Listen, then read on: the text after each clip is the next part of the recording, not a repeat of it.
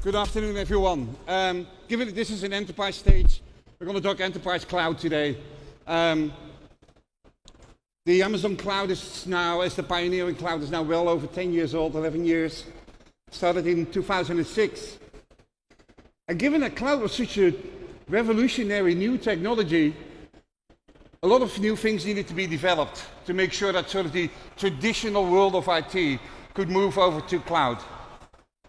And now, in the past 10 years, quite a few very significant large enterprises have moved over to AWS. And so, some of those had to learn how to do it. There was a lot of sort of stumbling in the beginning, exactly how to get these things done, especially if you want to do it at scale.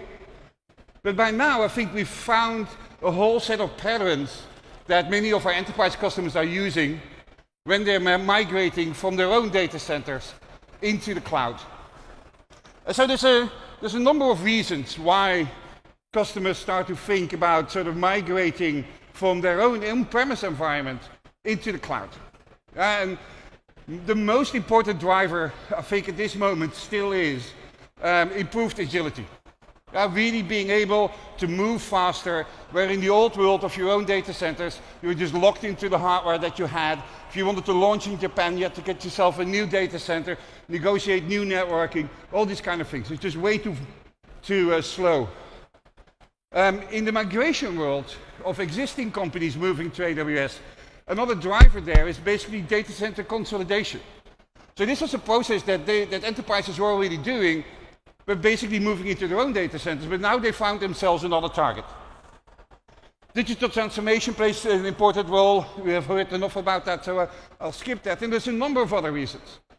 And you see that sometimes the migration actually holds a number of these blocks in place.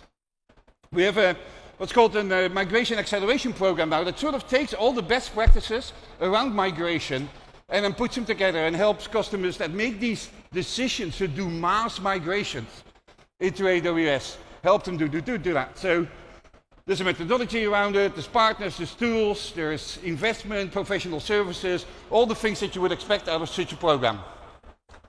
And if you look at some of these customers, their stories are all different. Now, News Corp has 56 data centers. And they grow into these 56 data centers mostly through acquisitions. So for them, consolidation onto a single, let's say, technology base makes enormous sense. And so for them, the immediate cost savings of that is something around $100 million by reducing those 56 data centers to 6, their own, and the rest moves into AWS. Enel, a large energy company in Italy, moved 5,500 servers over to AWS in a matter of 9 months. For them, the main driver was agility. In the energy space, there's a lot of new competition happening, and they really wanted to do massive, fast development around IoT and things like that, and realized that they could not do that in their own data centers. So for them, that was the main driver. Oil and gas division of GE was the first division of GE that moves over. And they did about 300 applications in about 9 months. We have a very particular program in place. They had migration parties and things like that. Some of these applications, by the way, only have 5 users. Some of them have 25,000 users. So there's a lot of complexity around this. And so there's different drivers why you see these mass migrations out of companies' own data centers into the cloud. Now, I'm going to try and sort of divide the whole process up into a few different building blocks. And I hope that you will walk away later on with sort of a bit of a learning. You know, what are kind of the main drivers in each of those building blocks of the whole migration process? So there's, of course, the preparation, making a business case. The hard part of most of the migrations turns out figuring out what actually companies have on-premise. Much of that has grown organically, and there isn't that much detailed knowledge or a central repository that holds much of the data and the information of what the current state of data centers are at enterprises. And then you get through the whole migration process, and there's a number of really interesting patterns that we discovered there, each of them having sort of different drivers and different mechanisms to move. And then you get into an operate and optimize, of course. Now, most importantly here is that really enterprises needed to be aware of exactly why are they migrating. What's the goal of all of this? And there's a sort of a stack of 5 or 6 different drivers that we see come back in most enterprises. So it's either the driver is reduction of operational cost, meaning that the elasticity that cloud gives you, the fact that you can grow and shrink, they can actually release capacity if you no longer need it, is the main driver. Productivity for workforce might be a driver. We see easily a developer productivity increase of 2 to 3x by companies that have moved their application portfolio over to the cloud versus those that stay on-premise. There's quite a few cost avoidance schemes, and with that I'll call often IT live events. So your servers are going off lease or they're becoming too old. What are you going to do? You're going to buy new ones? I think nobody buys hardware anymore these days, and so it's slow. Often you see these data center consolidation happening purely to get rid of old hardware and old systems. Or quite a few of our customers have maybe 2 or 3 older data centers and a few colo locations, and for them to build highly available applications or make sure their systems are highly available is a major challenge. And with AWS, you get regions around the world, you get multiple data centers within each of those regions. It's easy to build highly available applications. And so the shift towards the cloud is to get additional resilience.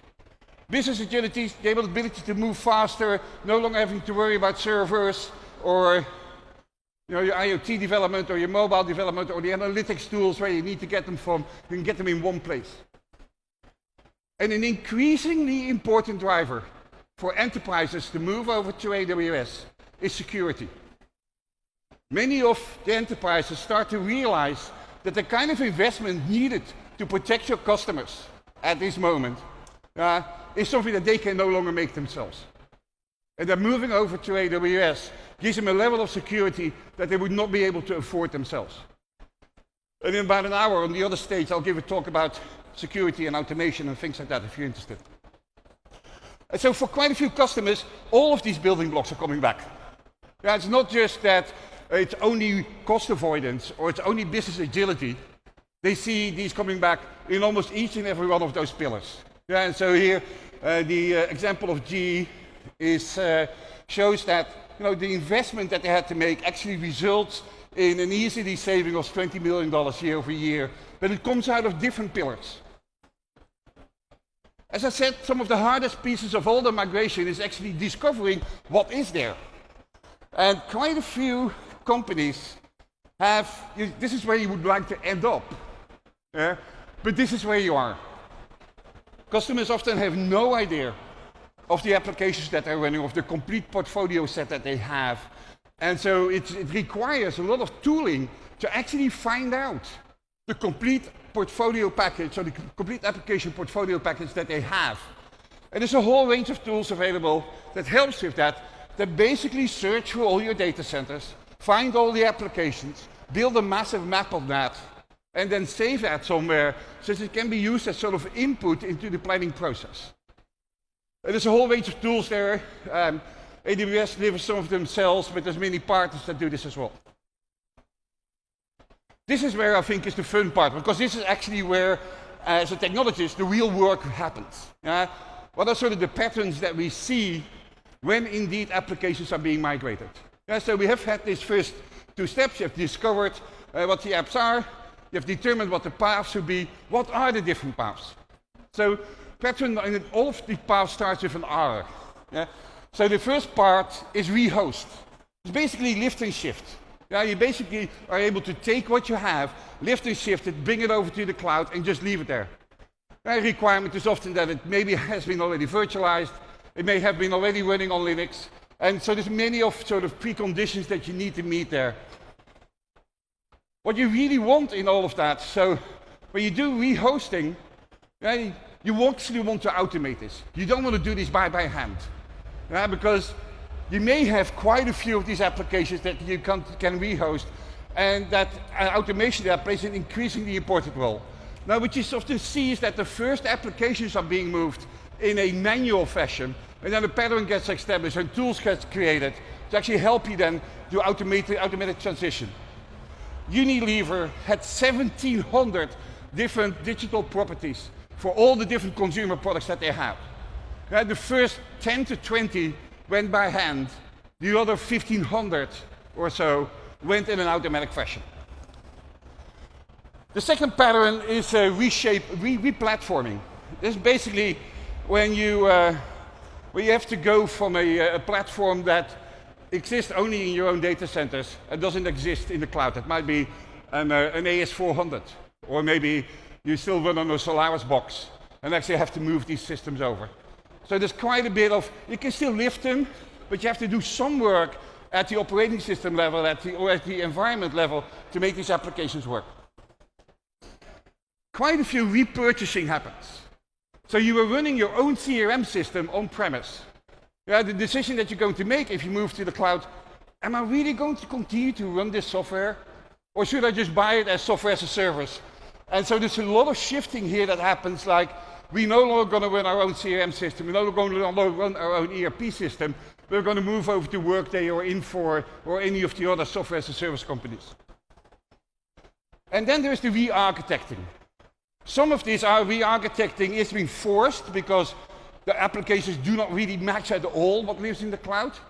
Or you want to actually immediately start making use of the elasticity and the reliability capabilities that the cloud gives you. And so sometimes customers make a choice. Am I going to re-host and then re-architect? So basically do lift and shift, just treat AWS as a data center, after which I'm going to re-architect so that I can really exploit every piece of cloud capability that there is. Or am I going to re-architect immediately because it's such an important feature? Quite a few times the driver for that is what's the number of users of customers that you have internally. If you have 25,000 customers for your application, it makes sense to first re-architect. Because you will want to get immediate benefits out of the cloud capabilities. And then there are still probably two blocks that actually stay on-premise. It's either retire and decommission, or retain and revisit later, because they just don't make sense. There's no ROI to move them to the cloud. Between all of that, there's a whole set of different complexities that you see will be happening. A lot of tools that can help you there in terms of automation. We have a number of tools in AWS ourselves, like server migration, database migration. We've migrated well over 40,000 databases by now for our customers from on-premise into the cloud, often from, let's say, the expensive enterprise databases into the open source interface databases or the AWS ones. In all of this, the world of existing data centers and cloud will live together for quite a while. And so it's important for us to make sure that you, if you live in this hybrid world, have the right tools to do this. And so some of these tools are Amazon VPC. This gives you a virtual private cloud, allows you to build IPsec tunnels over the internet and cordon off a piece of the cloud and assign your own addressing blocks to it and make it look like as if it is part of your own data center. Amazon Direct Connect gives you a private connection, a physical private connection, directly into the AWS data centers. And so there's a whole set of tools there that come with that and are all around being able to live in this world. So many of the Amazon tools, especially around software development, such as code commit and code deploy, all work on-premise as well as in the cloud. So you can have a single pane of glass if you do development over both environments. Lots of customers, lots of partners that have tools in this world. And recently, VMware, we worked with VMware to make VMware seamlessly work on AWS, so you can basically move your virtual machines from VMware from on-premise into the cloud, really using a single pane of glass, which works seamlessly. So if you guys want to know more, learn more of it, there's a whole set of best practices around this, a lot of experiences that we've had created, collected from all of our customers. So I hope you guys got something out of this, and you get a bit of an idea about sort of what are the drivers for mass migration out of your own data centers into AWS. But before I go, I want to make a pitch for the AWS guys that are in the other hall over there. We have well over 150 20 Amazonians here on staff. There's a massive AWS booth over there. Lots of technical sessions. So come and see us over there. So with that, thank you very much.